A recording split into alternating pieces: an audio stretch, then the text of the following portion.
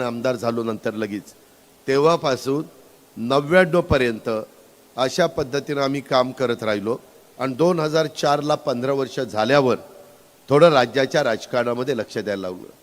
परंतु काहींना एवढी घाई झाली, पहिल्याच टर्मला त्यांना राज्याचा नेता व्हायचं, राज्याचा नेता. अरे बाकीकडे मागं बघ काय चाललंय काय नाही, कोण आपल्या बरोबर आहे कोण नाही. पुढं निघालं मागं सगळं मोकळं असलं तर कोणी विचारत नाही.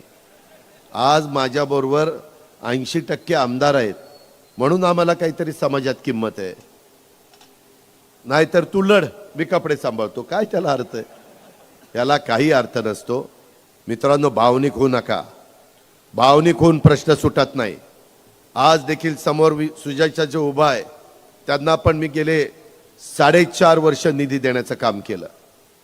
जो काही निधी आला त्याला आम्हीच कारणीभूत आहे. पण एकदम अचानक म्हटलं अरे चाललंय बरं, कुठं काय नादी लागतोय. नाही नाही दादा मी नाही माझ्या बायकोला बघतोय. आणि असं केलं केलं केलं त्याला नंतर बाकीच्यांनी नादवला. ती पट्टा स्वतःच लोकसभेलाच उभा राहिला. अरे अजून पहिल्यांदा आमदार हो, 5-10 वर्ष काम कर, अनुभव घे.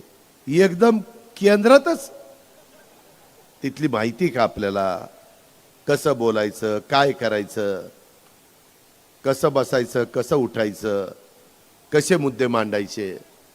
आपली झाकली मूठ 1.25 लाखाची बरी आहे, नको राहू लय घाई करू.